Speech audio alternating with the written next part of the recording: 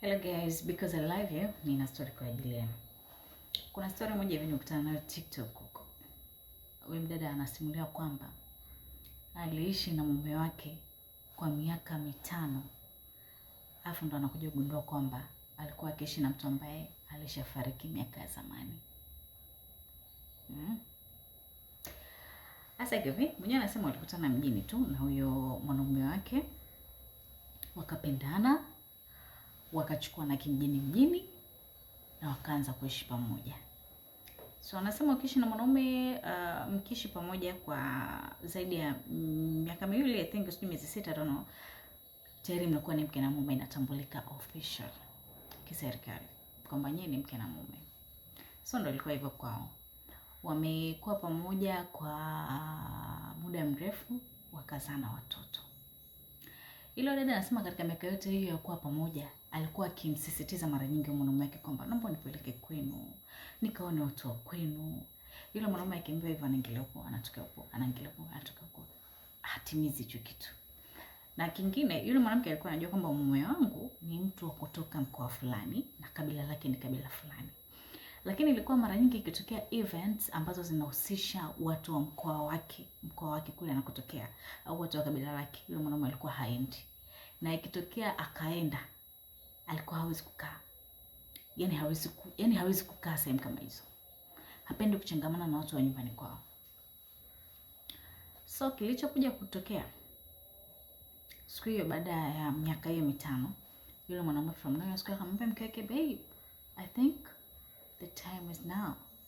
Nataka nikupeleke nyumbani, ukaona watu wa nyumbani kwetu. The girl was like, oh my god.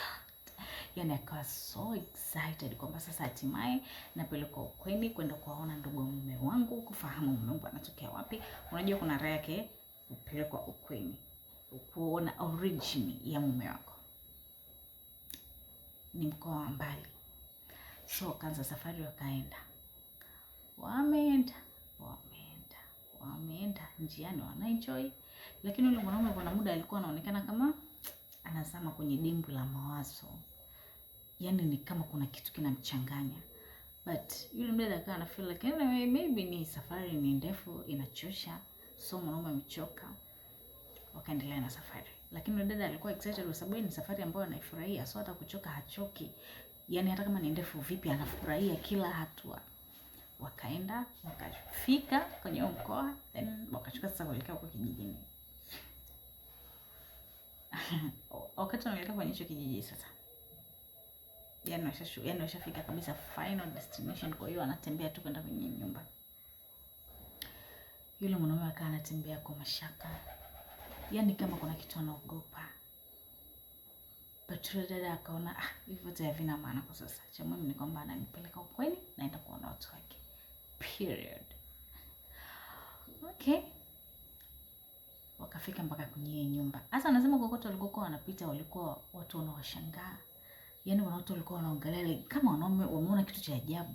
Yaani wanaangalia kama ni watu fulani vya ajabu, watu wanawashangaa. Yaani macho ya wana kijiji. Mnada kana naona maybe ni kijijini, labda tumevaa kimjini sana, so watu wanatushangaa. I don't know. Wakawa naendelea. Wakafika mpaka kwenye hii nyumba. Kufika kwenye hiyo nyumba, kuna watu walikuwa nje. Wakasimama. Yule baba hakusalimia mtu. Akamwambia tu mke wake, ingia humo na kuja. Yaani akamwonyesha mlango wa kuingia. Basi akaingia bila kugeuka nyuma. Yaani ameingia, anakuta watu wako ndani mle wamekaa. Wakawa yaani kama wanamshangaa, vipi wewe nani, umetokea wapi? Mkoaje unaingia huko ndani bila hodi na nini? Sasa naye akaa anawashangaa watu, lakini pia akageuka nyuma kuona kama mume wake naye anaingia. Ndio afike asalimie ndugu zake, then awaambie, jamani, huyu ni mke wangu nimemleta. Ama kitu kama hicho. Anageuka nyuma, hamuoni mtu. Ikabidi wale wenyeji wamkaribishe, vipi? Karibu, asante. Tunakusikiliza. Akasema mimi ni mgeni, nimekuja na fulani, anamtaja jina. Watu wote wako, fulani? Just be serious. Wewe mmoja anafahamu mtoa wapi? Wewe fulani ni nani? Sema nilikuwa naye hapo nje. Kuangalia nje hamna mtu. mtu hayupo. Yule dada akaanza kuchanganyikiwa. Wale watu wakaambia, "Kwa mtu unamtaja sisi tunamfahamu. Ni kijana wetu. Lakini ameshafariki miaka mingi iliyopita na tumemzika." Yule mdada akasikia mwanaota akasema, "Hapana, huyu ni mume wangu. Naishi naye kule mjini na nimezaa naye watoto. Tuna watoto tunakaa naye kule." Wakaambia, "No. Labda tunaongelea watu wawili tofauti." Ile familia ikaenda kuleta picha sasa ya huyo kijana wao, mtoto wao ambao wanasema walimzika miaka mingi iliyopita. Picha ambayo imeshawekewa mashahada, yani kuona kwamba huyo mtu hayupo tena pamoja nao. Yani ameshatangulia mbele za haki. Yule dada anaangalia picha, ni yule mume wake. Akasema, "Oh my God, msikanaji." Wakasema kama haitoshi, twende tukupeleke mpaka kwenye kaburi lake tulilomzika. Wakampeleka. Akaona kaburi, ndipo alipojua kweli alikuwa anaishi na mtu ambaye alishafariki. Basi hiyo ndio story ambayo nimekutana nayo TikTok. Mshtuko wa moyo ambao mtu anaweza akaupata baada ya kugundua kitu kama hicho. Na yule anasema baada ya hapo alirudi mjini na hakuwahi kuonana tena na yule mwanaume wake. Yaani alidisapia mazima. Guys, usikutane mjini na mtu ukaanza kuishi naye. Don't do that. Don't do that, please. Najua kuna watu wengi wanakutana mjini na mambo yao yana work out, baadaye wanapelekwa huko. Yaani haimaanishi kwamba ukutana na mtu mjini basi ni mtu aliyekufa. No, kuna mambo mengi, yani kuna mambo mengi.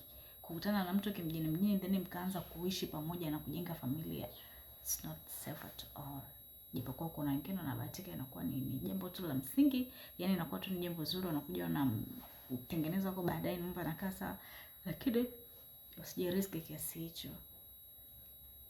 Okay, leo nimeona niwapatie tu hiyo story. Bye.